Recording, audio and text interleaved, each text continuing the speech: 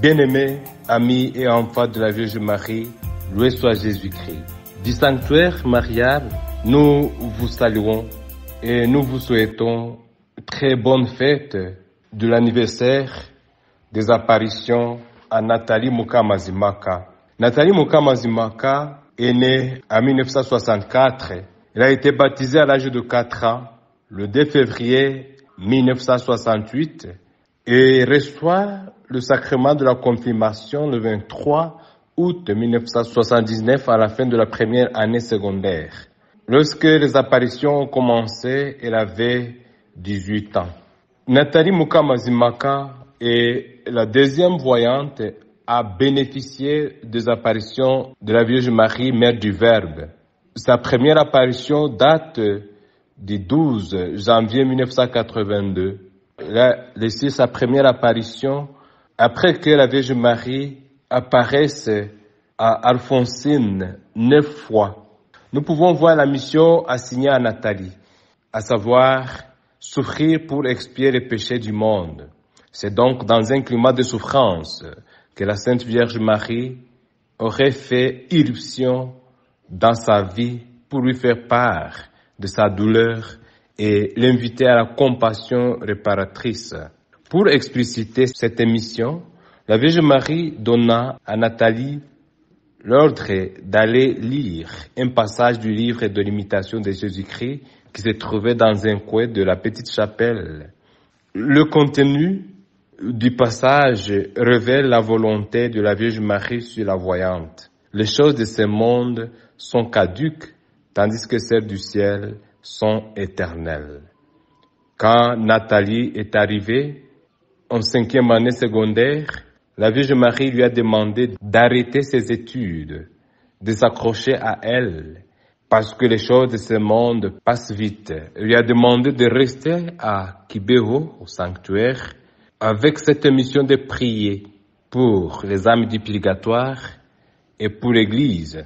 Sur la demande de la Vierge Marie, Nathalie sortait la nuit pour prier.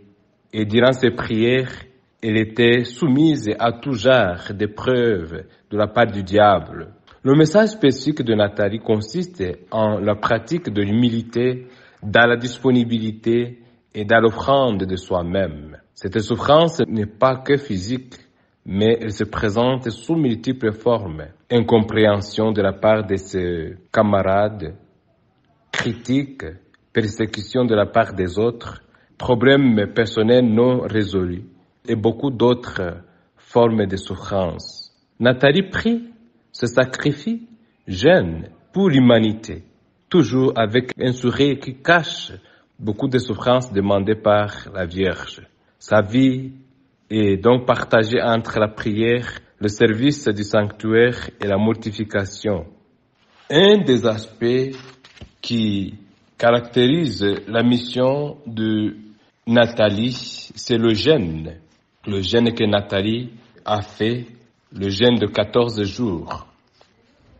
Ce jeûne est perçu comme exemple de souffrance expiatrice. Je vous raconte un peu ce qu'a été ce jeûne. Le phénomène de jeûne a été particulièrement bien décrit dans le cas de Nathalie.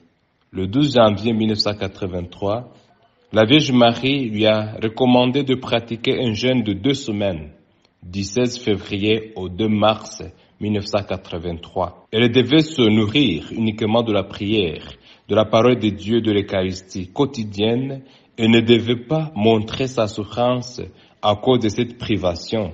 Elle s'y est préparée par une retraite du 7 au 15 février 1983, qu'elle a liée à une neuvaine de prière à cette intention. Dès le début du jeûne, elle a été strictement observée en fait d'éliminer toute substitution de simulation.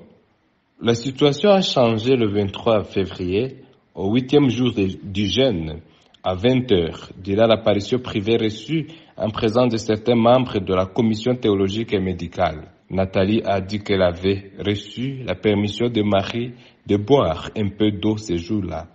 C'est pour cela qu'elle en a bu. La Vierge Marie a ajouté qu'à partir du lendemain, le 24 février, 9e jour du jeûne, elle pourrait boire quelques gouttes d'eau bénite par jour.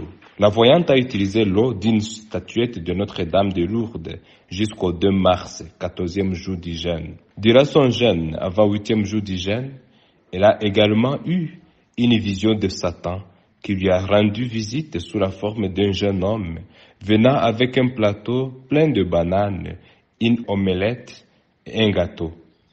Il lui a dit: je t'amène de la nourriture car tu vas mourir avant de terminer la mission. Nathalie lui a lancé de l'eau bénite de sa statuette de Lourdes en disant: sois vaincu par la Vierge Marie. Il a alors disparu avec tout ce qu'il avait amené. Le 26 février, elle a eu une apparition publique de Marie, durant laquelle elle a effectué un rite de bénédiction des gens. Pendant sa durée, elle est tombée à 7 reprises, mais chaque fois, de manière exceptionnelle, rapide et spectaculaire, elle a retrouvé la conscience, son énergie primaire et sa dynamique d'action.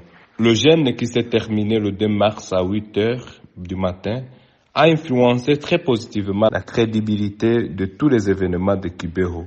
En parlant de ce jeûne, elle a dit: j'avais beaucoup de plaies dans la bouche et dans la gorge. Ma voix ne sortait pas comme d'habitude et je prenais quelques gouttes d'eau bénite provenant des apparitions à Kibeho et gardées dans une statuette de Notre-Dame de Lourdes.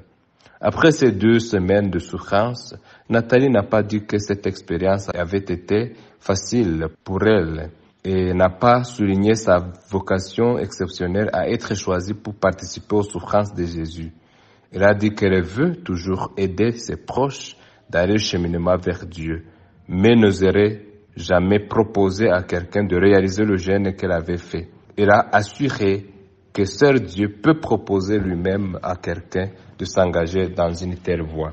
La vie de Nathalie est beaucoup plus marquée par la prière, le jeûne, la mortification pour le salut des hommes. La Vierge Marie lui a demandé de prier, même à la place de ceux qui ne prient pas. La Vierge Marie insistait sur la prière en montrant à Nathalie que beaucoup déjà prient mal. Parmi les formes de prière, il y a aussi le pèlerinage à pied. La Vierge Marie montre que le pèlerinage à pied, c'est une façon de prier qui fait souffrir le corps, mais qui fait grandir notre âme. Il y a d'autres formes de prière que la Vierge Marie a montrées à Nathalie. Prier étant à genoux, prier surtout la nuit. Ce sont des genres de prières que la Vierge Marie aime parce que ça nous aide à unir nos souffrances à celles de Jésus et de Marie dans le chemin du salut. Nathalie a reçu de la Vierge Marie la mission de prier pour les âmes du purgatoire, de prier pour l'Église, de prier pour tous ceux qui ne prient pas. La Vierge Marie a invité Nathalie à comprendre beaucoup plus sa souffrance salvifique. Elle-même a dit que l'enfant de Marie ne se sépare pas de la souffrance. Il ne s'agit pas de n'importe quelle souffrance. Il s'agit de la souffrance salvifique. Cette souffrance qui nous aide à unir nos propres souffrances à la souffrance de Jésus et de Marie dans le chemin du salut. Que la Vierge Marie nous aide à comprendre justement le sens de la souffrance dans notre vie comme chrétiens.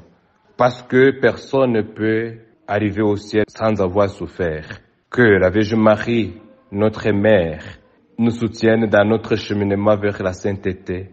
Elle qui est une mère qui nous aime, qui nous avertit, qui nous soutient et qui intercède pour nous, qu'elle soit notre modèle et ne cesse d'intercéder pour nous dans notre chemin vers la sainteté. Je souhaite à tous et à toutes la bonne fête de l'anniversaire des apparitions de la Vierge Marie, Mère du Verbe, à Nathalie.